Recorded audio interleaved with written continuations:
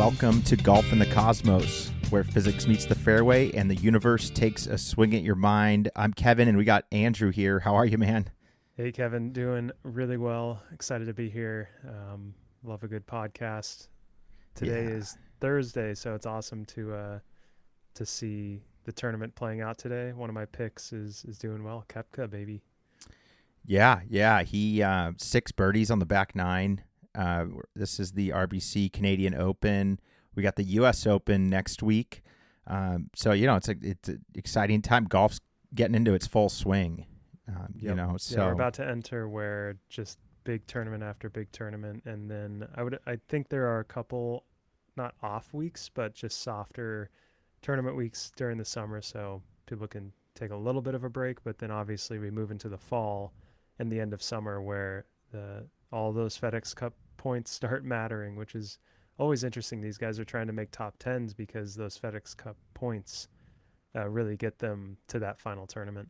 Oh yeah. No, it's a good time. It's been a great season so far. Scotty's only won once this year, so we kind of called it at the beginning. We kind of noticed that he was struggling. Yeah, somewhat. we felt that yes, he won the American Express in the desert, but since then obviously has not won, and really hasn't. He's come so close, but he just doesn't seem to have that like Tiger mentality of I'm going to beat everyone. And he's been kind of saying that the last couple of years. He's like, I'm just here because I love it and I'm glad to be here, rather than Tiger mentality of I'm here to win, right? He doesn't seem here to win. He's just here to get as close as possible each week. Yeah, I mean, he's getting so, seconds, thirds, and a lot of stuff. He's never far behind. So, I don't see his number one in the world going anywhere. He's getting so many points every week still. It's not like he's missing cuts or anything. Yeah. I think he could win the FedEx Cup, which could be interesting because I don't know how they're going to lay it out this year. I'm sure it's already decided, but with the way he's playing, he's the type of guy to, after 3 tournaments, just end up on top in that last one. Yeah, no, certainly. So yeah, I mean, he'll definitely be in that final 30 guys. I mean, that's basically guarantee at this point. So, it is interesting. I don't know if it's because he had a kid this year or what changed, for him. But I think the expectations got so high. I think he broke the streak of a top, where he was getting top 10 like 20 something times in a row, and that broke this year. So yeah, it's almost like he has a good work-life balance and is leaning into that and trying to make sure Scotty is staying Scotty and not devoting everything to golf as much as we want him to. And it's like we just can't squeeze as much out of him as we could Tiger, and unfortunately we pushed Tiger probably a little too far, in my opinion, with all of his recovery he's gone through. I just think, I stand by that we've been pushing Tiger since he was 2, being on, I can't remember what show it was, but hitting balls into essentially a launch monitor, right? Back in the day, just a net. Right. And so I think Scotty is sort of never was pushed into that limelight, and because of that, he's not like brainwashed to push himself there on his own. Yeah, he's avoiding burnout. He's making he's sure going to be playing PGA Tour. I mean, as long as he wants to at this rate. Yeah, right. Nothing's going to stop him, where you could argue some things kind of stopped Tiger a little bit. He was on kind of full tilt. He was going as hard as he can go, winning more tournaments than almost anyone. Yeah. Well, I guess Tiger does have the record for most PGA Tour wins, right? But the majors, I think 18 is Jack Nicklaus, right? Yeah. So he's still behind him on that, and might never cross that threshold. He's chasing the majors. I know that one gentleman we were talking to at Costa Mesa, the lowest scoring average on a season. I think Tiger has that by a large margin. Yep.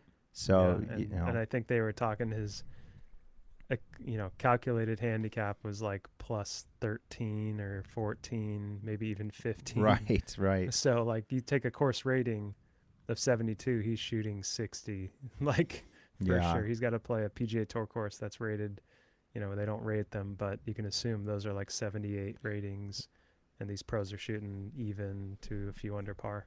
Yeah, well, some would be rated, but you're right. A lot of these tournaments, they're throwing the tees back to places that never got looked at. But some have it, permanent tees for the pros. Yeah, I guess you're right. But they usually change the course to where if they rated it that week, it would be totally different than a standard week where anyone can go play, like a TPC or whatever it might be. Yeah, true. And the U.S. Open's going to be at Shinnecock. It's interesting. There's no trees there. It's link style. The last U.S. Open that was there had, they let the greens get so firm that it was like it was basically the consensus was that it was unfair. That it wasn't like it actually wasn't like playable to a degree. Right. So that's they're not going to let that happen this year. They actually made the fairways wider, the rough a little thicker, and the green speed should, I want to say someone said 11 to 12. So, they shouldn't be letting it get, out of hand where there's not too many complaints. If they did get wind there, they're not going to, the last thing they want is the ball to be moving when the wind blows, even if it's just 10 to 20 miles an hour. So that's good on them. There's a balance, right? I mean, you're always going to have some people complaining, which is normal, but they don't want everyone complaining. Yeah. They don't want a riot of players who it's like, this is unfair, I can't score. Golf should reward good shots, and when you hit a perfect shot and it doesn't end up good, then that's when it feels unfair. And I think we've all played rounds like that where you're hitting the ball well into greens, and just because of the conditions of the course, you're ending up in weird spots, and it's like, well, this isn't fun anymore. And even on TV, you don't really want to see that. It is fun sometimes, but not always. Yeah, I mean, this is Shinnecock Hills is the 2018 U.S. Open was there. Famously, Phil Mickelson in his third round on the 13th hole, he hit a moving ball. That's how unfair. Oh, right. That's how unfair this green was playing in his mind. Instead of letting it roll off the green, he decided to just hit it again. I think that one missed, and then he tapped it in again. So, he was allowed to take that penalty. It was you have a choice to take that penalty, and he thought, getting 2 strokes added for hitting that moving ball was better than it going off the green and then doing this, all day. So it was a protest essentially. I remember that happened. That was funny. He just got a lot of shade for pretty much breaking the rules and doing it in a way that felt like, okay, that's kind of absurd, like to not play the ball as it lies, but to like play ping pong with it. Well, I remember being so confused when I saw that initially, because I'm like, wait, you're not allowed to do that. And I had to get my head around, well, no, you're allowed to do like a lot of things on the golf course but you get penalized. So you can hit a moving ball, but if you want to add 2 more strokes, go ahead. Yeah. Another thing I remember him doing, I can't remember which, I think it was a major tournament, but he's on the tee box, right? And Phil Mickelson knows that on the tee box, you can pat down grass. You can do anything you want on that tee box. You can repair a divot, whatever you want.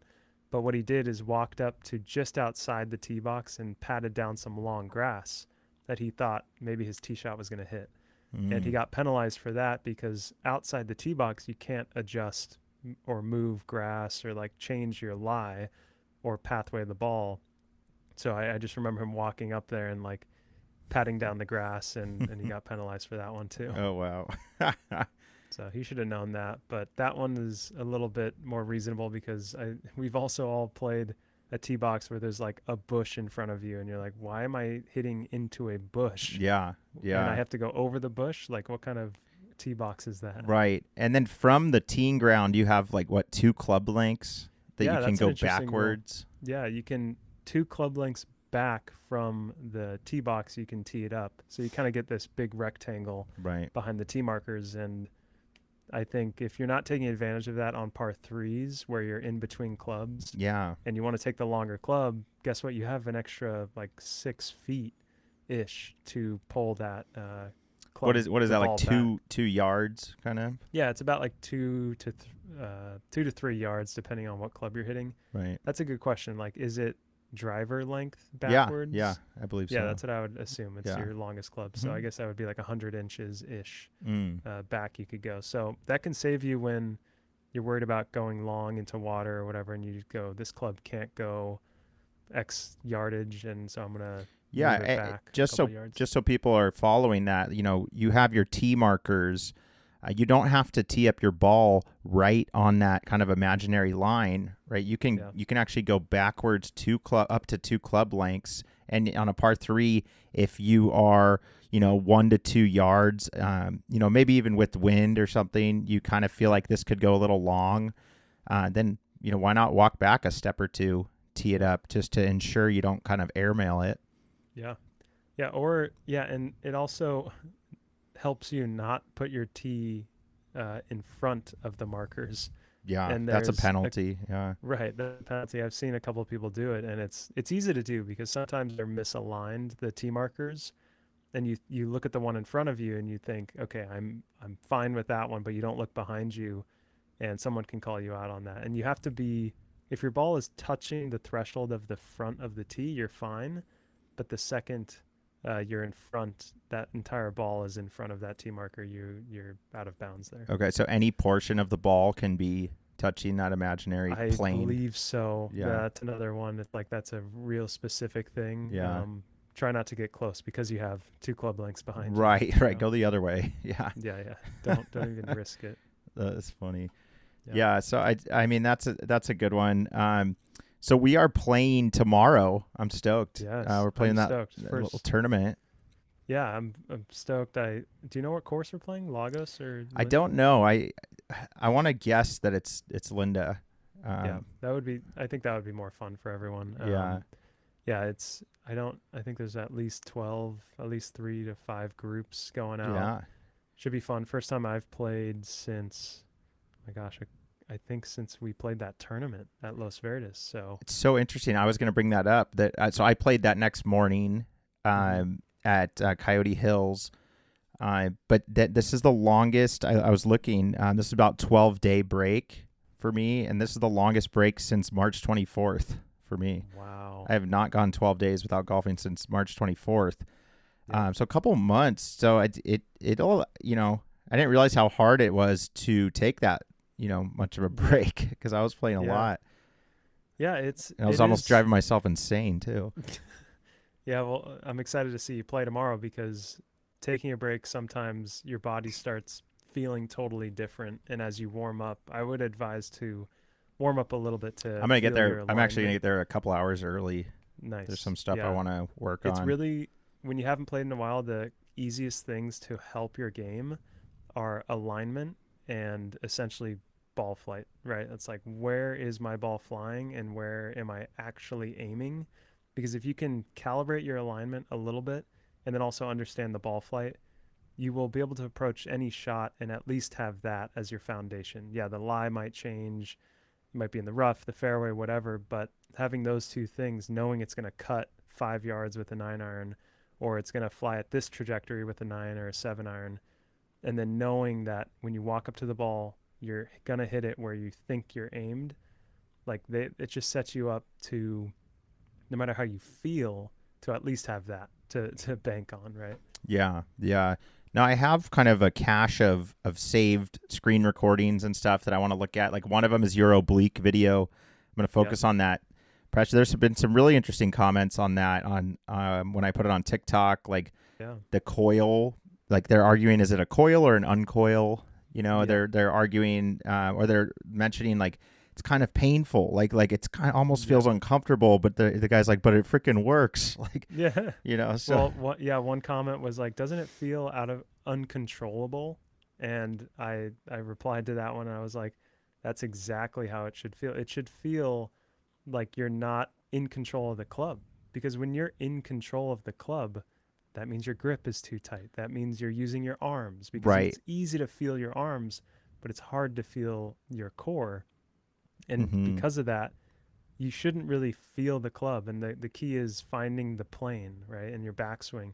It's like doing that core thing with the proper setup and like standing at the ball means your swing will be on plane. And if it's on plane, don't even worry about control. Like it's going to Right. hit the ball in the right spot.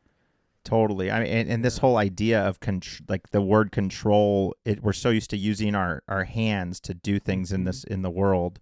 Yep. And so it's like, that feels like I'm in control when I'm holding this cup. I'm in control of it. But if if my oblique is tightened and I'm on, then yeah, and I don't feel in control because I'm not holding I'm not having a strong grip or whatever. Yeah. So It's to your point, it probably feels a little bit out of your control, which is the right. That's good. exactly. It was like when that comic showed up, I was like, that perfect, dude. It's well Like, you said. got it. Yeah. I was like, that's it. Yeah. That's how it feels. And Yeah. then what happens is over time with practice, it becomes internal. And guess what? You'll find the control, like, because you'll discover it. It's not something you get to do, it is something that comes to you. Mm-hmm. And it's only given to you once you kind of let go of that control. That's what's so counterintuitive about the damn sport, is that every part of it is out of your control. And once you accept that, I mean, then you're free. It's kind of That's kind of really philosophical at that point, which is, kind of Cosmos is. It really does come back to your Cosmos idea. It's like a rock moved on Mars, and that is out of your control. That ball falling in the hole is out of your control sometimes. And yeah, you can get it at the right pace and hit the perfect line, and it still doesn't go in. Like it's right. just, it's not always in your control. Right. Oh yeah, for sure. Now another screen recording I saw that I really liked that I saved is like the guy. He doesn't even have a club, and he's standing over the ball and puts his hands like together and above it. Finds that kind of center with the feet together too, and then he moves the left foot first. If you're right-handed, left foot out first, like 4 inches, and then the right one goes back based on what club it is. Mm-hmm. So like that's how you find your spacing. Yeah. But it's just a really nice way to get, because I feel like I really messed that up a lot. Where's the ball in relation to my stance, and where's my I get all weird on that. Yeah. So I feel like getting the club out of my hand would be key. Everyone I teach puts the ball in the opposite spot of where it should be. Mm-hmm. They put I guess everyone puts it too far forward is kind of what it is. They have a pitching wedge and it's at the middle of their stance. God, it's like I do that way too much. Everybody does, because you think you need more loft with this wedge because you want it to go up in the air, but it just works fully opposite, where you actually can move it back. Sometimes I think if it's in the back of my stance, it's gonna come up and hit my face. Like it feels like that's what it almost feels like. I'm like, oh my god, like you're gonna hit it so high because it's so lofted, and I'm like, dude, this is like scary. Yeah, that man. But that's how it feels. It feels that wrong when it's back for an amateur, for like a high handicapper. Yeah, that's so interesting, because I can imagine why it feels like that. And that especially happens if you flip it at all. Like if you don't hit down into the ground and project it forward, then it is going to go up, but it'll never hit you. No, I know, but it almost feels like I'd rather put it up. You got to put it up front because it's so lofted. Like right. That's funny. It just more of a cerebral, type of feeling. But that's I don't know. But you're right. I bet everyone that you teach puts it too far forward. Yep. So it's just when you look at the setup and you're standing over it, you're like, well, how is this going to go in the air if it's that far back? Mm-hmm. Or like it just doesn't feel right to put wedges in the back of your stance. But I'm sure, look at every pro hitting a sand wedge or a pitching wedge into a green. It's probably at most in the middle of their stance. Right. I doubt you'll ever see it unless they're playing a high flip version of that wedge. You'll rarely see it in the front. Right. Yeah, and then another clip is like the crossing. I think they like cross their arms and to feel the turn. Like I kind of like that because I feel like my arms will often just jack me up. Like my turn screws up my turn. Right. Where if you just get your arms out of there, I think the theme I'm getting at here is like a lot of stuff. Drop the damn club. A lot of these drills are like with no club. Yeah. To get your body moving the right way, and then grab the club and then do that same thing that you just felt. Basically. Yeah. And I'm going to be posting some clips starting tomorrow. I try to do one each day after I get a good lesson. And we do exactly that. We basically hold the club out in front of us. And that oblique drill is like in the golf position, right? You're bent over. Mm-hmm. But with this lady, we stood straight up because I didn't want to add that oblique in just yet. I wanted to just feel the chest turn. Mm. And so we held it straight in front of us. Mm-hmm. And just turn your body. And it was the same idea of the oblique thing, but just without the tilting at the hips to make it easier on her body. So that one will be up soon, and it's does the same thing. It just helps you feel how the weight moves and the body turns standing straight upright, and it's very unrelated. You're not hitting a ball. You barely have the club in your hand. It's just kind of more of a stick. Right. Yep. Yeah. I mean, I might even like go up to the tee box, like, and just stand there, do like the motions with no club, and then be like, Jack, club me now. Like while I'm almost, how about like I'm in the backswing, throw me the club. Like I'm here, I'm in the position. Yeah. Now give me the club. All right, boom. Like, cause it's so bad. The club throws, I feel like I could do these movements and motions way better without a club and just throw it in at the last second, Yep. Yeah. That's funny. That's good. So, but okay, another clip that absolutely exploded last week was the handicap. The paying for a handicap, how much that adds up, and all the people that like, what are we paying for? Yeah. So we want to get into kind of the physics meets the fairway a little bit here. So I want you to break down. We're going to break down the handicap equation. Like, what are you actually paying for? When you get that USGA handicap, and I guess some of the money, a lot of the money goes to your club, state, right, or your local agency. For us, it's like SCGA, Southern California Golf Association. So a lot of money does go to them, but there was that was absolutely interesting to hear some of the people that some people commented who used to manage those funds, and like they were like only $6 goes to the USGA. Wow. But listen, how different is all these they're all golf associations. Okay. So yeah, it's like what, and if you're not really different, if you're not taking advantage of like their events that they still make you pay for, then you're really just kind of giving the money to them. But they're maintaining this handicap that's kind of this global, equation that everyone abides by and plays by the same rules. It kind of levels the playing field, so I can play. My brother who's a 30 handicap, I can play anyone and have a good time, have a competitive, I should say, round. But yeah, let's break it down a little bit. For sure. Yeah. So the handicap comes from buying a GHIN, which I actually looked it up, and I guess the way to pronounce GHIN is GHIN, and but somebody wanted to flip it to GHIN because it makes more sense with the H there. But so yeah, handicap comes from. What does that stand for? What's the GHIN stand for? Golf Handicap Index? Yeah, okay. Great question. Why don't you Google that one? Yeah, I got you. And then we'll kick it in. I thought when you had the history of the name, you're going to be like, and it stands for. I did, but I never got to that search. It's the Golf Handicap. So GHIN stands for Golf Handicap and Information Network. Okay. So you sign up for a GHIN, right? And you get, I think it's an 8-digit number, maybe 7. And you can look up anyone's GHIN and find their handicap. And that's how, when you enter tournaments, they basically plug that GHIN into a system and they look you up to make sure you're at the right handicap for that tournament. So side story on that, I read an article.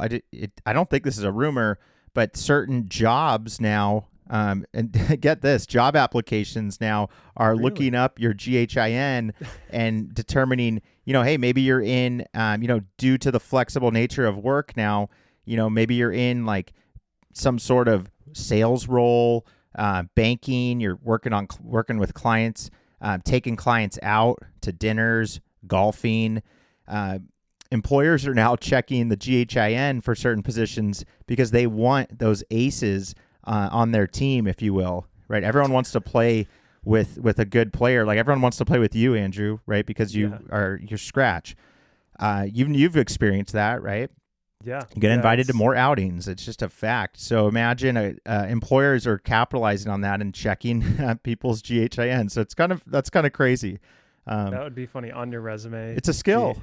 GHIN. It's like, here's my GHIN. Look me up. Yeah, I'm a scratch golfer. I'm not lying. Right. Here's my GHIN number. You're all right. You're hired. Yep.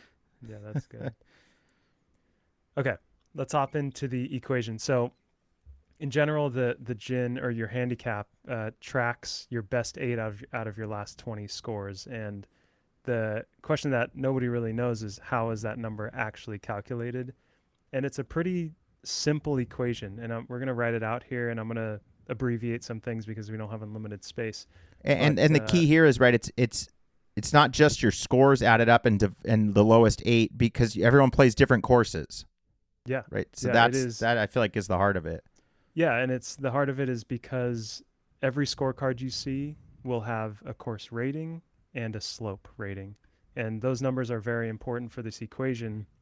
And I think a common misconception, or not misconception, but something that's said all the time but not understood, is that slope rating is what helps you identify how hard a golf course is for a bogey golfer or like an 18 handicap. And the course rating is what a scratch golfer should shoot. And it's not that is not just something that is said. It's actually part of the equation, and we're going to walk through that in a second. So let's write this out. Give me a second. So it's called your differential, right? This differential is what we end up calling our handicap, but every time you play, you get a differential. And that differential is made up of two main factors, right? There's a kind of a left side of the equation and a right side of the equation. And that is your gross score. So this is the score you shot today. And it's actually adjusted. So if you made a quadruple bogey, that's brought down to a max net double bogey. So that score is adjusted. So if you blew up on a hole, it actually doesn't hurt your handicap because it's adjusted. So you take that gross score and subtract the course rating. Okay, so once you have this part of the equation, which I'll put in parentheses, that is kind of the left side of the equation, right? It's gross score minus course rating. So if you shot 80 and the rating is 72, you get an 8 on this part of the equation. Where slope comes in is that this factor is multiplied by the slope portion of this equation, and that is 113 divided by the course slope rating. So what's happening here is that, let's say the course rating is 72 and the slope rating is 130, right? So what happens here is that you take the score you shot, subtract that course rating. So you shot 80. So if I start, let me know if you can't see this, but you shot 80, you're going to subtract 72, and you're going to multiply that by 113 divided by the course rating, which I said was 130. By slope. Yeah, sorry, by the slope rating. That looks like an 8, but that's a 3. So this is some number, this is a number less than 0, right? So because that number is less than 0, it's going to lower your score, right? It's going to lower your differential. Okay, so if you shot, this is 8 times a number less than 1, my bad. It's less than 1, right? So it's going to lower your handicap. So now if this is less than 1, my actual differential is going to be like 6.8 or something like that. So that's the handicap you walk away with And that's why, let's say you shot 8 over and you're like, oh, I should be an 8 handicap. But because the slope is part of this equation, it lowers that to a 6.8 or whatever this number is. Does that make sense? Yeah. So what if the slope is the slope ever below 113? It can be, but actually the average course slope is 120. So 113 is a number they kind of made up to be the neutral course, right? It's the course that is not hard, not easy. It's just right in the middle. And so when a course slope rating is 113, think about it. This part of the equation becomes 1. And when that's 1, it multiplies the left side of the equation by 1, which equals exactly what it is. So if that were the case here, it would be 8, and that would be your differential for the day. And what's so interesting, why the slope doesn't affect scratch golfers as much, is because they're shooting 72, maybe, right? And then exactly. So this is because where the left number, the higher the left number is, the more it gets affected by the multiplier. Exactly. And so that's where this idea comes in that a bogey golfer, the slope matters more, because it does, right? The higher this number on the left gets, the more this factor multiplied by it affects that number. If this were 0, if I shot 72, course rating 72, this becomes 0, right? Multiplied by anything is 0. So it doesn't change or help my score at all. The highest slope in the world doesn't even matter because you shot, because you're scratched, because it that's the whole point, that when they make the slope. Yep. Yeah, and my curious question, which I haven't looked into, is as you start shooting under the course rating, if I shot this area 70 and we get a -2 on the left side, does it start lowering my handicap even more? Does the slope start affecting my handicap in a positive or negative but good direction? Interesting. But I'm not actually sure about that. Yeah. Okay, so there's one other part of this equation I didn't write out here, and that is called PCC, or playing conditions calculation. And everyone has played golf in really hard conditions. Sometimes it's super easy. The pins are at the bottom of the hill.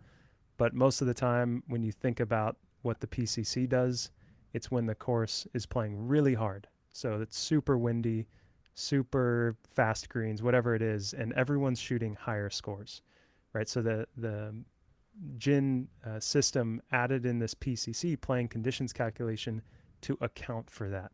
So where this comes in is that I'm probably running out of paper here, but let me scroll down a little bit. Let's see. Do you have some room down here? Yep, you're good. Cool. So what the PCC does is it comes in on that left side of the equation. So it's that gross score minus the rating, and then it subtracts the PCC. So that becomes the left side of this equation. And what happens here is this number can be from -1 to +1 to -3, right? It can go from +1 to -3, which means if, my bad, it's actually -1 to +3. So the PCC can go from -1 to +3.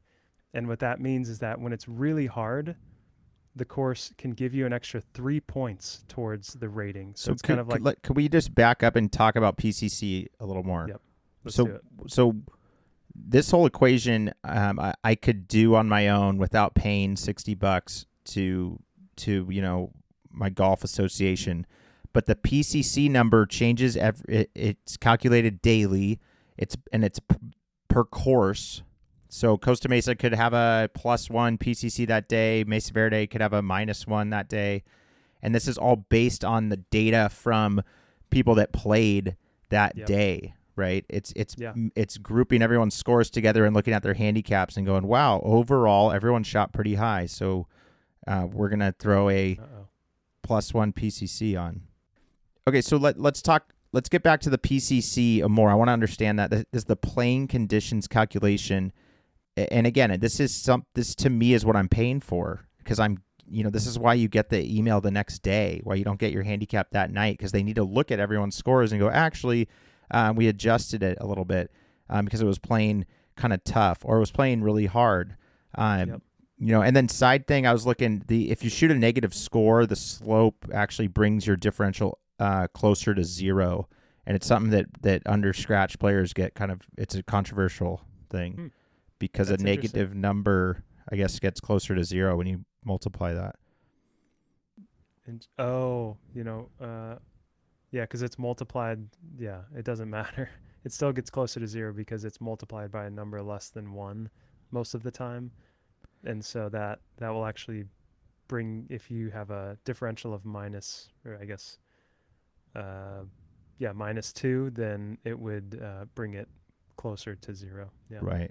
So that's kind of a point of contention. That's kind of unfair thing because it's like the harder the course, the harder it is for bogey golfers, and if they go under, they aren't getting rewarded enough. Yeah, that is really interesting. But yeah, so you're going over the PCC. So that, so explain to me, explain to me in layman's terms what a -1 day is like and what a +3 day is like weather-wise. Yeah, I mean, I think we've all played where it feels like a +3 day where everyone on the course is shooting scores higher than they normally do, right? And it's pretty much going to take everyone's differential and compare it to their current handicap and say, wow, every single person who played on this day shot over their handicap by like 5 or more, or like whatever that average is. And they will use that to sort of create a ratio within the -1 to +3 and adjust everyone's differential with that little extra factor in the equation. And yeah, I would say that. Can you explain differential more? Like, why is a higher differential better than a lower one? What you do is you compare your handicap, right? So what's your handicap right now? 10.5. Okay, so 10.5. If tomorrow you shot a differential, which is made with this calculation, a differential of 15, and everyone else shot under their handicap by like a couple differential points within the equation, then you would really be potentially having a minusing on the PCC side of things because you played poorly, but everyone else played well. That's usually not the case, though. Like, most people are going to be in the similar differential, but we've all seen someone have a great day. And when someone has a great day and everyone else is struggling, that PCC could really help them because it's going to add extra strokes to their differential. But so I'm trying to understand. I thought a 15. You said I struggled, but if you add 3 more to that, then I have an 18. No, so because in the equation these are it's minus. Got it. That's why it's hard because it's a +3. So a minus and a minus cancel. If it's playing super easy that day, it's -1, which is a +1. Exactly. Then that means I shot a 16 differential, so it smoked me more because it was playing so easy. Everyone did well, and I did bad. Exactly. So it's actually a -3. It's minus the 3, -1 to 3. Yeah, that's why parentheses are great to help understand it because it's like a unit, right? That's calculated on its own, and then it's popped into the equation, which has a minus sign. Got it. Interesting. Yeah, and I think the PCC is cool because it's gone through a couple iterations where it wasn't triggering at first. So when they first introduced it, it was never actually triggering, even when it was 40-mile-an-hour winds, or maybe that was the only time it would. But I think they've adjusted it 2 times now since they initiated it to actually trigger a little bit more often and help people essentially lower their handicap at this point. Yeah, that's what we were thinking, that since I forget what year it changed most recently, but we were like, wait, so have handicaps on average gone down since that PCC change, which mathematically they almost have to, from a historical perspective, if you're changing the adjustment. Yeah, within a couple, I mean, golf, you could argue, is getting easier with the equipment and the golf balls, and that brings up the whole conversation of the rollback. And I just think the drivers are becoming more consistent. Like, let's be honest, I'm seeing way less massive slices by anyone I golf with, and it's got to be these new TaylorMade drivers, right, that have the mass and the carbon fiber and everything set up so well. And it's really the face design to where if you hit the ball off the toe, you're not losing that many yards. You're not seeing the ball snap hook unless it's a swing technique thing. So it's the handicaps probably on average have gone down. But if we were to take the full field of golfers, guess how many new golfers have come out since 2020, right? So like the average has probably gone up if you take everyone into account. Because there's more people thrown into the database. Yeah. Yeah. More new golfers, right? And what's interesting about the playing conditions calculation, it's really fairly new. The PCC was introduced globally Jan 1, 2020. It automatically assesses if a course plays harder or easier than expected due to weather or course setup based on other people's scores that day, an adjustment from -1 to +3. The summer of 22, the USGA and RNA altered the algorithm's rounding method, resulting in an estimated 5% increase in how often the PCC adjustments were triggered. Jan 1, 2023, a further rounding procedure update was rolled out to target approximately 10% of daily rounds rather than the original 5%. In 2024, the USGA and other governing bodies relaxed the statistical barriers further, relaxing the trigger rate to come into play 10 to 15% of rounds. So, 1 out of 10, 2 out of 10 times you play, you're getting a PCC adjustment, the next day. Yeah. Yeah. And that we never touched, or you may have, but I don't think we touched on the fact that 8 rounds have to occur on that day at that course and submitted to the handicap system for this to even be part of the equation at all. Right. So you're playing in the middle of winter and a course is barely open. I think on the East Coast, actually, the handicap wouldn't let us submit scores because it was out of season. Yeah. And I think a lot of East Coast listeners will feel that. Well, yeah, everyone can relate who plays off season, if you will. And when I say off season, I mean it in like the literal sense and figurative sense, as far as the handicap system won't let you post. Yep. It's I guess it takes it in as like a practice round or something, because it's just not fair to the system, I guess. But they should almost run a separate, for $5 more a year, run an off-season handicap or something for us. Yeah, there's just not enough rounds occurring in those places to calculate a PCC or to. I counted 8 guys out when there was snow on the ground. Yeah, I mean, right. In Maryland, 8 guys. They let me out still. Yeah, that's interesting. I feel like it's more so the slope rating would have to change during those colder times because the conditions are simply harder most of the time. When you're playing out there. Yeah. No, I would love to like follow one of the course rating folks around and see, it's interesting. How objective is it, Yeah, I heard the other day that they go, in a previous podcast, I was like, how often do they re-rate or like retest their ratings? And I heard that they come out to, as many courses, there's members all around that come like 10 times a year to different courses and go play them to kind of think about what their slope and course ratings are. And I was told that courses in the middle of nowhere don't get anyone, right? Like nobody's going to fly out to the middle of Oklahoma to go test a course that might be great, but it just doesn't get enough attention or have enough players to require or, get someone to fly out there just to do that. Interesting. So you're saying they're adjusting those numbers? I don't think they're actually high traffic? adjusting. Okay.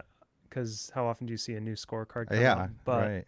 I do think for the handicap system, maybe internally, they move it around a little bit here and there to really adjust, and maybe that scorecard number gets out of date. I'm not sure, but they definitely go out and play and make sure the course is still upstanding USGA, like fitting the original model.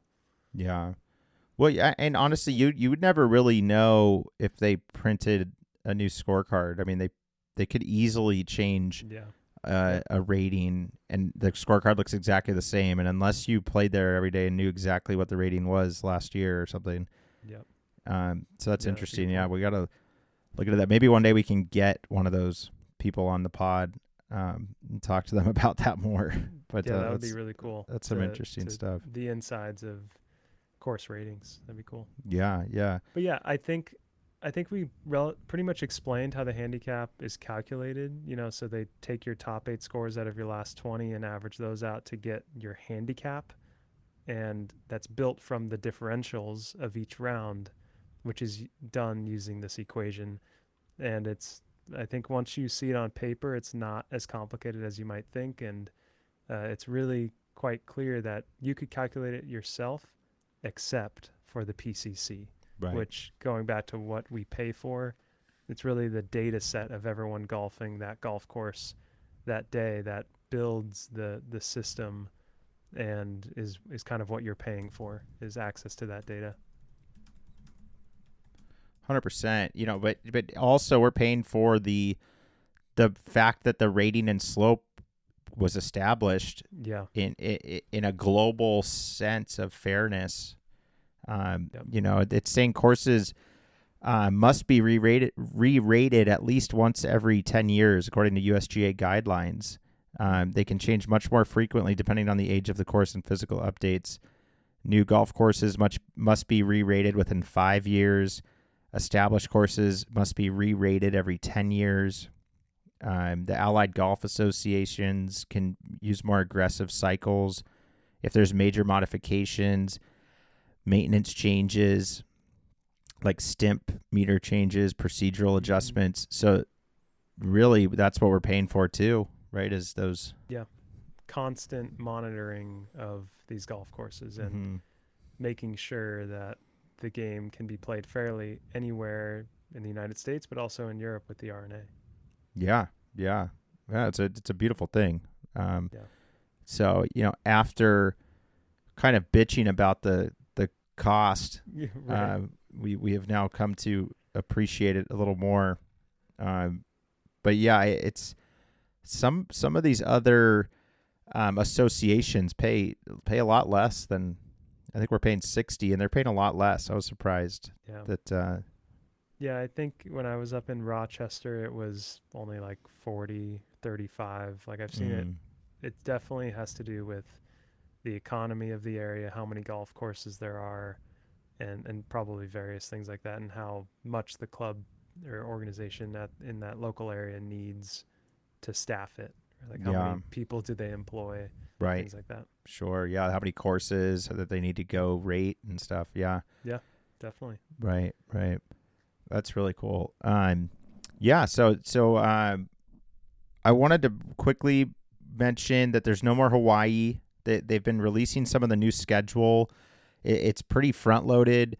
The Florida swing changed up slightly. Now I believe the Arnold Palmer will be after the Players, I want to say. So there's just a few changes. Still some of the main sponsors have held on, but there's still a lot up in the air, but everything looks pretty good. The first event will be the American Express in the desert. That will be the first event. And then down to Torrey. The date of that? I want to say like Jan 22 or something. Yeah. Wow. So a little more of a break. There's just nothing early Jan. Yeah, there's no Hawaii swing anymore. So that'll be. I wonder if they're going to use that time and do some more YouTube style of TGL style, like something that's just outside the box to get the fans excited about golf right as the new year kicks off. I wouldn't be surprised if they're trying to think like, hey, let's fill this gap with some golf content. And I think I saw someone in the non-signature tournament was mic'd up. I think it was the winner was mic'd up the entire tournament. And like the more they get us closer to those players inside the ropes, I think the better. I mean, it's such a world that nobody knows anything about. I know they keep secrets. There are things that I'm talking about on my channel that I know are like, if I were pro, I wouldn't tell anyone. Yeah. That's a fact. Yeah. And in every profession, that's the case. In the corporate world, it's the case. So I just think getting inside the ropes more and more to just give us a little bit of that is highly valuable TV and content. For sure. No, definitely. Yeah, well, hopefully they've taken note, of how big YouTube Golf has gotten and try to take the good things from it, certainly. Yeah. But yeah, I mean, I don't think the PGA specifically has things planned. I think they want to give people a break, but then by creating that void, things happen like the Capital One challenges, a lot of things on the side can happen. YouTube golf events, things can, golf, people still want to watch golf, especially, we're kind of used to watching it those times. I know they don't want to compete with the NFL if they don't have to. So that NFL's in full swing at those times. Yep. They actually do compete with them a little bit at the beginning of the season. So we'll, yeah, that's a good point. We'll see. Sunday afternoons are hilarious on the golf course during football season. I don't know if you've ever gotten to play. I'm not a huge football fan, so it's always a great time to go play 9 holes in November on a Sunday afternoon. Yeah. And just have nobody out there because everyone loves football. Because there's like some US. Great game. There's a great week. It's like there's somebody on prime time. Yeah, there's just like great matchups or something that week. No, it is interesting. And then Saturday's college football, so you can, depending on what time, you can get out there more. But again, I mean, that's if you're somewhere where the weather permits, you to play in those months as well. But I think there's going to be I think this is totally off topic, but a lot of people have been like, quote unquote, leaving California, right? Like leaving the West Coast to go to Texas or to go other places. But I think in a few years, especially with the way AI might take responsibility for a lot of like the job force, I think there could be a flood back to California where you just kind of want to be outside all day, all year, and there's no reason to be inside in the winter. So number 2 things are going to happen. Golf simulators are going to get cheaper and start to proliferate every household that has a golfer in it with the space. And then I think there could be a move back to the West Coast where the weather's relatively good all year so that golfers especially can enjoy it in those winter months. Yeah, all right. There's a hot take there. You heard it here first. Yeah. AI will lead to more West Coast golfing. So yeah, I mean, the Live CEO had a funny interview. They asked him, can you guarantee that the next 3 or 4 events will happen? And he just like shined the question. He's like, I'll tell you one thing I can guarantee. This is a great investment if you want to invest in this. Wow. So no one really knows what's happening with Live. Phil's played one event this whole season with Live. I don't know. It's as we were talking about at the beginning of the pod, it's really interesting. We're at an interesting inflection point of the Tiger and Phil era. It is like hitting rock bottom right now. Tiger and Phil, in a sense, they haven't been on TV. No one's talking about them. That used to be that's what it was all about, Tiger and Phil. And they've been slowly but surely dropping off the map. I do expect a really strong, kind of rebirth, if you will, with Tiger on the Champions Tour. I really hope that he does play on the Champions Tour eventually, because he can have a golf cart, right? He's allowed to have that golf cart. Everyone does, so that he doesn't have to worry about the physical part of walking 18 holes. It would just be really fun to watch Tiger. I'm calling the Champions Tour is going to have, we said this the other week, but it's going to have higher ratings than PGA Tour events certain weeks when Tiger's playing on the Champions Tour. His son has been in the news as well. He caddied for his buddy Miles. Let's see. What is his name? Miles Russell. Thank you. He caddied for Miles Russell on the longest day in golf. That was really interesting last Monday to be a part of that. The longest day in golf, 36 hole qualifier for the U.S. Open. but Miles Russell made it. So the bag that Charlie Woods was caddying actually made it. So again, I'm super curious, and I called it, and then all of a sudden, all these other posts started coming out, asking the same question. But I feel like I was the first one to make that call. That will Charlie caddy at Shinnecock? Wouldn't that be cool? Can you hear me? But he's starting to take the spotlight in a sense. I'm starting to see it, right? When they show him on TV, you get a Tiger-esque type of excitement, knowing that that's his son and that he's, has the golf clothes on and he's out there. So we'll see if, even if he caddies for for Miles Russell, his teammate, right? They're both going to be Florida State golfers next year. It's going to be fun. And then I think it'll be fun to watch like the NCAAs next year if Florida State makes it pretty far to see Charlie. I really think the Woods family is about to make a big comeback, with Charlie taking over the college scene. His dad, Tiger, taking over the Champions Tour pretty soon when he gets back in action. And then I don't know what's happening with Phil. He just there's all this bad news coming out about him recently, and I don't know what his deal is. So I actually don't know if Phil will ever be back the same. I think he's over it. Technically, I think he would be maybe allowed to play on the Champions Tour. I don't think they can stop him, but I don't. Who knows? I mean, they're all contractors, right? Right. Can you hear me, Kevin? Oh, I lost your audio, bud. Let's see. Yeah. Okay, got you. Check. Yep.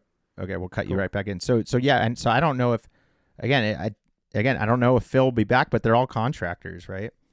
Yeah, I think Phil is just over it at this point. He's moving on, but he's too good of a golfer to stop. So I think, I haven't read the recent news, but just the general vibe is that once he felt Liv was falling, he's just trying to survive and doesn't really care about trying to come back to the PGA. But maybe he will try. Who knows? Yeah, really weird news. He like inappropriately touched a server at his country club.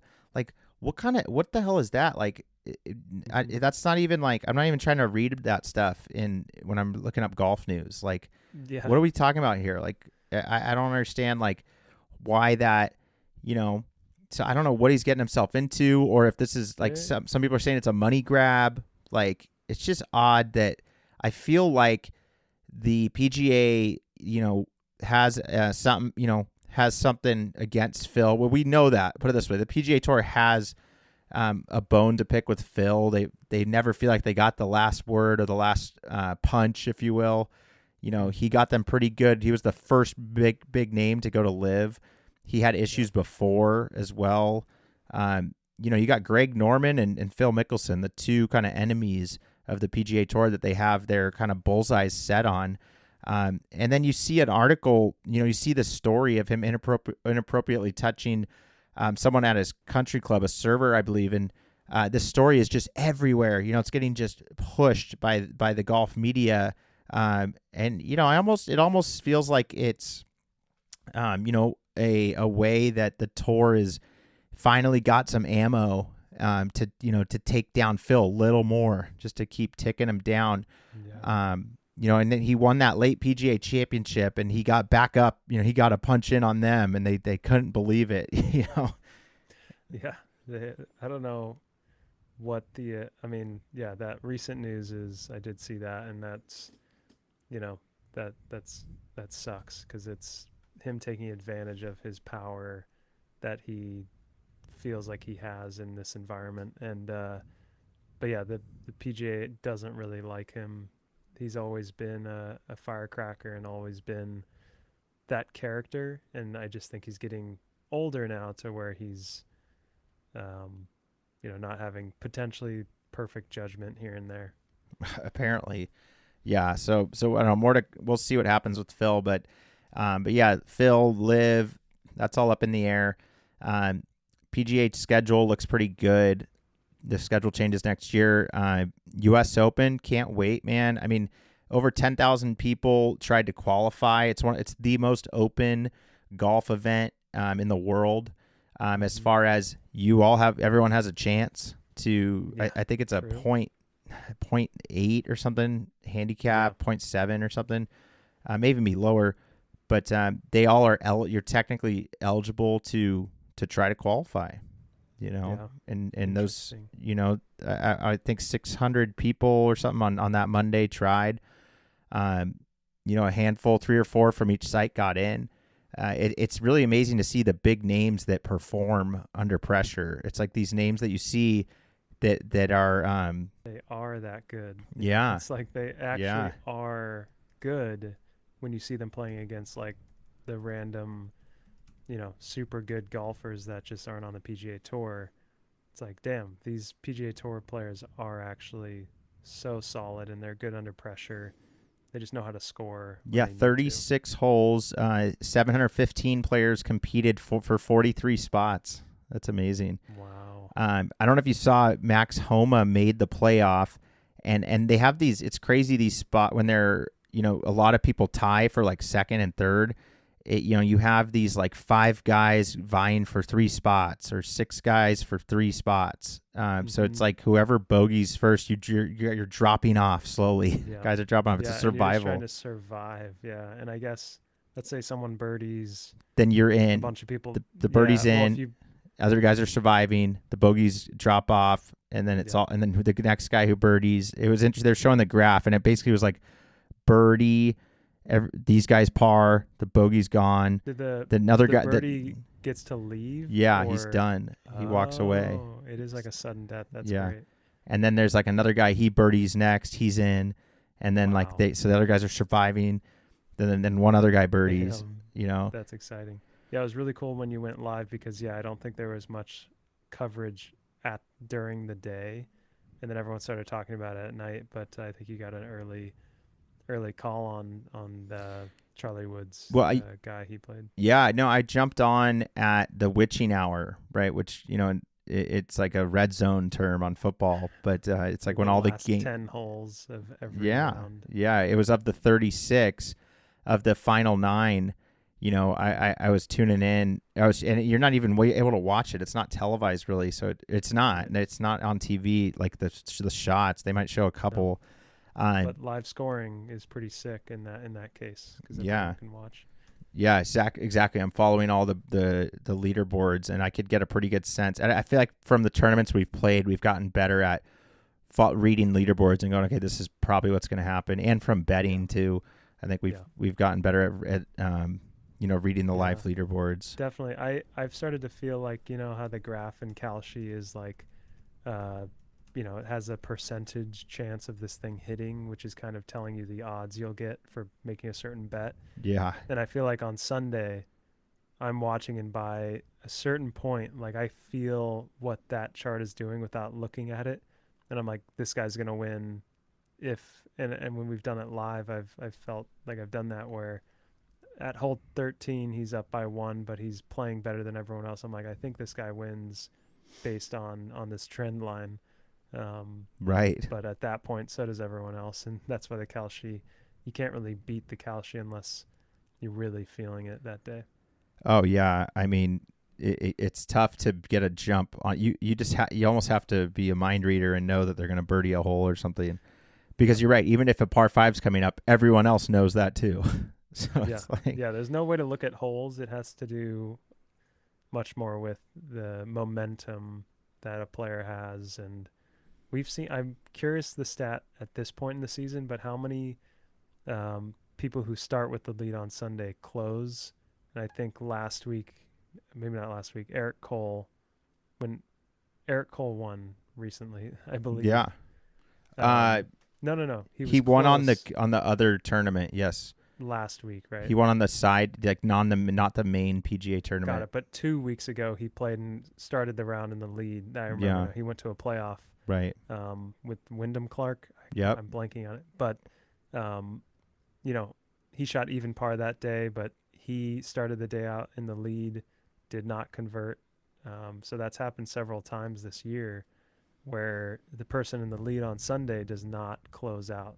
And that just proves we do not have a Tiger on tour right now. For sure. I think Yeah. Aaron Rye was one of the more recent people to start. My gosh, I don't think he was in the lead either when he won Oh God, no, the no, PGA. not at all. Yeah, no, He yeah, he he was shot he was well like under par. dropping off. He like bogeyed, and then went on a birdie run. Yep. So yeah, it's interesting to see how these play out. But these people that qualified, it's so interesting, and I think it is important to bring up that they did not do regional qualifying, most of them, because they were exempt, I believe, Yep. into this Monday. Yep. I don't even know I don't know if they had to play anything before this to get into this even That's a good necessarily. question. I doubt You it. know, There wouldn't be that many top players because I mean, maybe there would be, but if they had to play a previous qualifying round, I doubt there would be that many people in it. And there's a lot of ways to get exempt into that round, and right? there's probably one line on there that's like you were a PGA Tour member in the last 5 years or something like that. Because there's a bunch of ways, like you're a Cal State amateur winner or something like that, you can get into a certain, like you don't have to do the local qualifying. Um, so there's obviously a Right. lot of exemptions into regional, but then into the Monday, there's probably a bunch as well. Yeah. So locally exempt players, low ranked PGA, former champions skip the 18-hole local stage entirely. They are exempt from local, but not fully exempt. Final qualifying. So I think they may have had to actually get into final qualifying. Potentially top survivors from the local stage join the locally exempt players for the 36 hole. Oh, never mind. Yeah. They're locally exempt, so they go into the grueling 36 hole day. The regional local qualifying is the 18 hole sprint, 110 different sites. That's the one you're trying to do. You're trying to get Yeah, that one trying to day. get into that one. Trying to do the local, which is 18. So you're saying the local and the regional are 18 That's the at this same. point? It's the same thing. It's called local qualifying, or otherwise known as the regionals. But I believe there's 2 rounds before what happened on Monday. There's the truly local, the one at like Aurora Tribuco, and then you go to the regional, which is like Southern California somewhere, and then from there you go to the final one, unless that's too many No, it's rounds. I'm looking at it right here. It's the Yep. local. It's just two local. Local and then final. Oh, cool. Yeah. So you just do your local and then you get to the regional, and that is what happened. Then you get to the So final. It starts with regional. got it. Local Okay. and regional, same thing. Okay. So there's no 3 rounds of qualifying. It's just two. And the Yeah. first one is 18 holes and the second one's 36. Yeah. Yeah, I Just think I've made it to the if it's been this way for a long time, then I think I made it to the regional one time a while ago, and I remember playing 36 holes. That was grueling. you made It's a it to that mental. in for the U.S. I Open. definitely have played 36 holes in a US Open qualifier. It wasn't like Um, the US Am or something else like that. okay, yeah, it could have been it could have been the USAM. Yeah, probably that. But it was definitely 36 holes, and it was the second round of qualifying. Right. But I had no chance. That my mental game was not there to Right. play that many Yeah. holes No, without a you've blow up. come a long way. Yeah, So that's kind of interesting. Crystal Air is where it was. Yeah.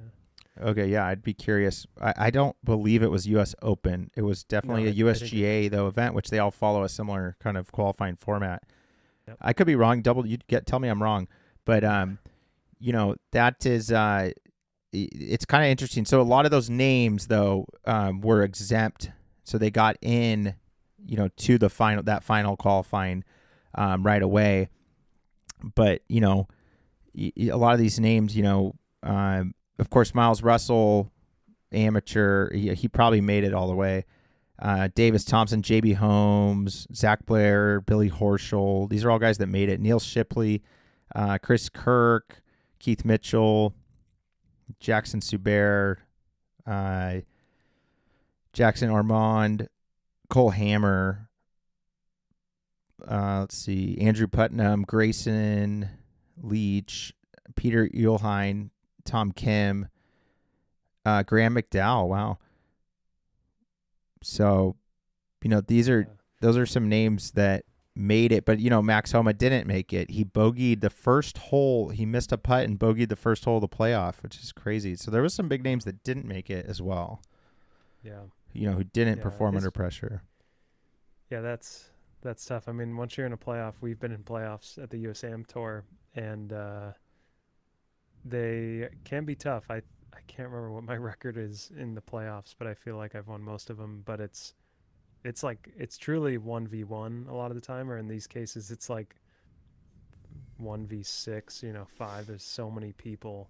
Yeah. I imagine they all tee off at the same time, probably. Right.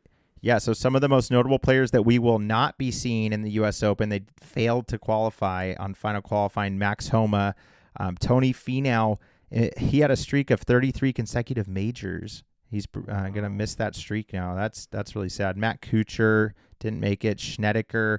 These guys were all pretty close, too. Matt Wallace, Jordan Smith, Christian Bezzy-Denuit. Michael Block did not make it. He finished 1 over par in California on 36 holes. Wow. So he was in Sacramento, I believe.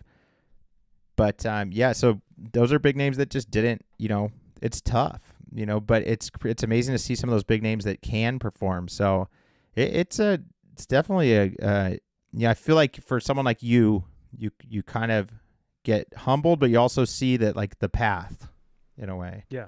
You see a way to get there. And I think they were like through 36 holes, a lot of the cut lines were like 6 to 8 under. So it's not like they were 16 under cut lines. So the courses were not set up easy. No. They were definitely difficult. I don't think it was like a walk in the park for anyone, and seeing someone like Michael Block shoot 1 over and a lot of these guys miss the cut a little bit. It's, it was a tough day. Definitely is a long day of golf to play 36 in a tournament, right? Those are like 5-hour rounds, at least. So they're playing 10 hours of golf.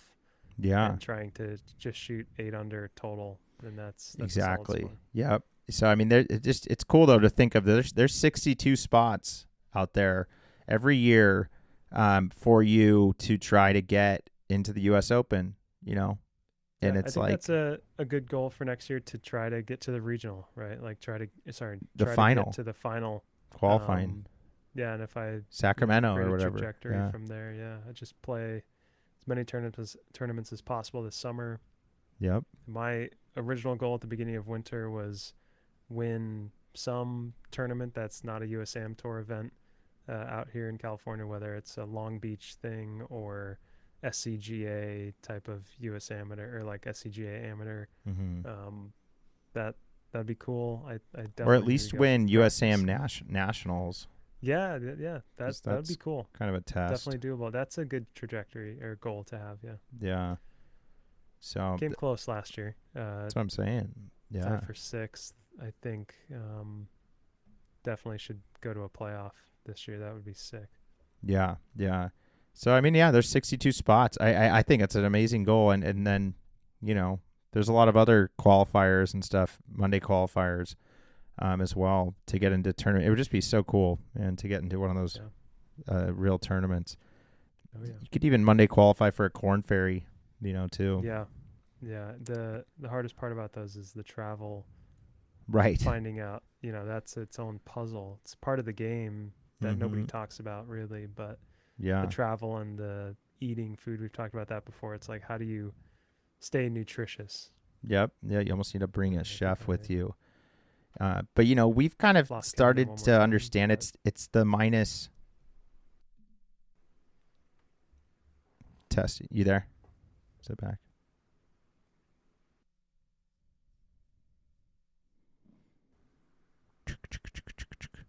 Andrew, I lost you.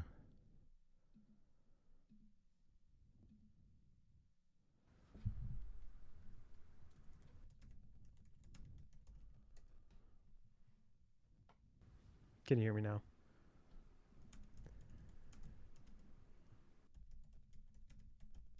There you go. You're back. Yep. And we're back. Cool. Yeah, I mean, I think we started to understand or figure out a little more that it's shooting -3 per 9, Like that's the goal to be at the top level. It's you've got to be at least 3 under per 9, or else you don't stand a chance. Like you have to be doing that on a day, day in, day out, right? Yeah. Yeah, and I think it comes from I think I've figured out a little bit in my putting to really make those birdie putts that are outside 6 feet, right? Because you're not going to hit every green super close. So it's really like at the level I'm playing, it's the small adjustments throughout the game, tee to green, uh, where you just gain half a stroke off the tee. I got to hit more fairways because I've looked at the stats recently, and when I'm in the fairway, I hit the green like 80% of the time. If I'm in the rough, I hit the green like 50 or 40% of the time. And it's just a fact. And so does that mean I lay back more off the tee so that I'm more often in the fairway because I'm actually perfectly okay with a 7 iron or even a 6 iron into a green, Right. rather than trying to keep getting to wedges in the rough where I still can miss a green from there, have less control.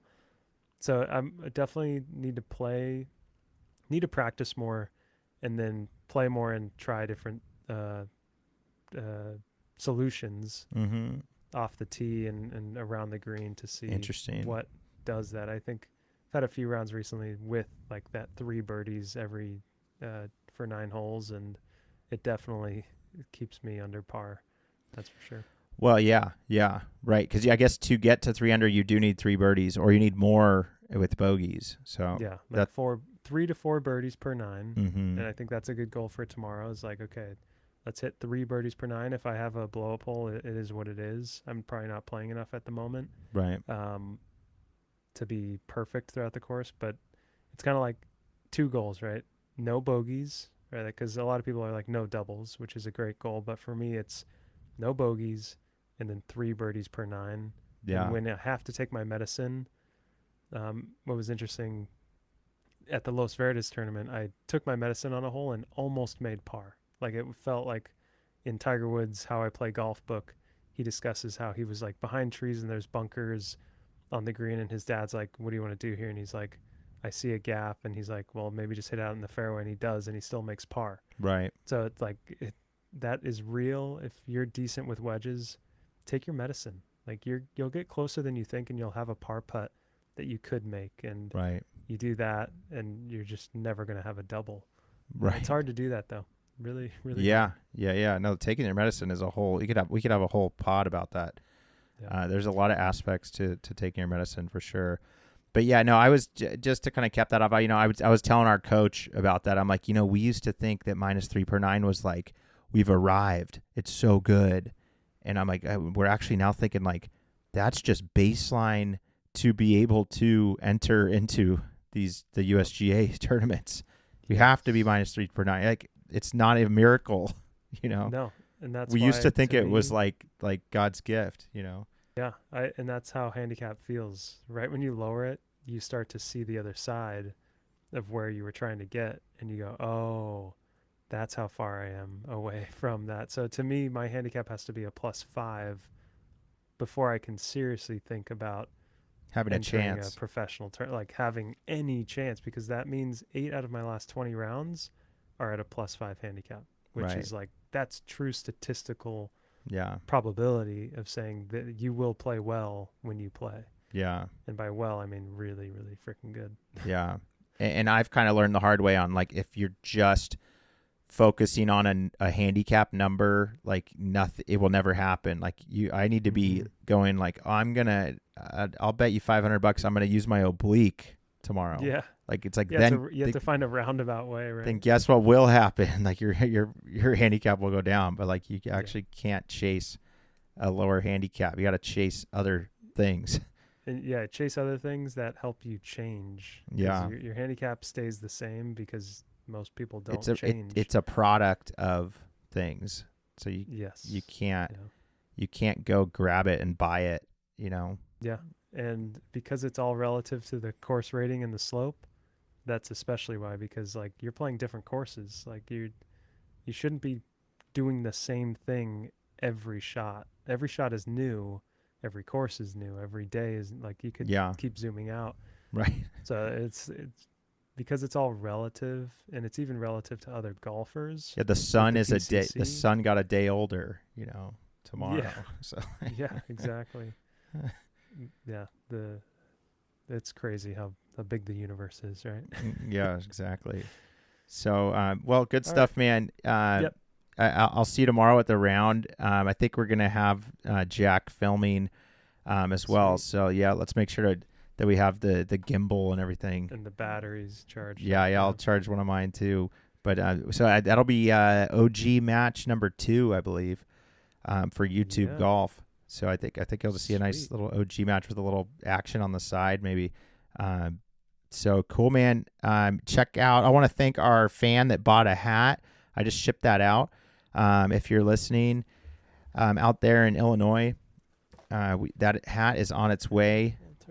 Want to shout out to Full Turn Nutrition. These bars are awesome, guys. They have L-theanine, one of the ingredients in green tea, the non-caffeinated ingredient that helps mental focus. So this pod is brought to you by the Full Turn Performance Bar. And check out turnnutrition.com. Check out golfinthecosmos.com. Check out Try Thinking Deeper. That's Andrew's channel on Instagram. Golf in the Cosmos you can find on YouTube, TikTok, basically everywhere. And then Andrew's on Try Thinking Deeper's on YouTube as well. So check that out. He's got some cool stuff. Anyways, I could go on forever, but thanks everyone for tuning in if you're still with us, and we'll catch y'all next time. We'll see you out there on the links.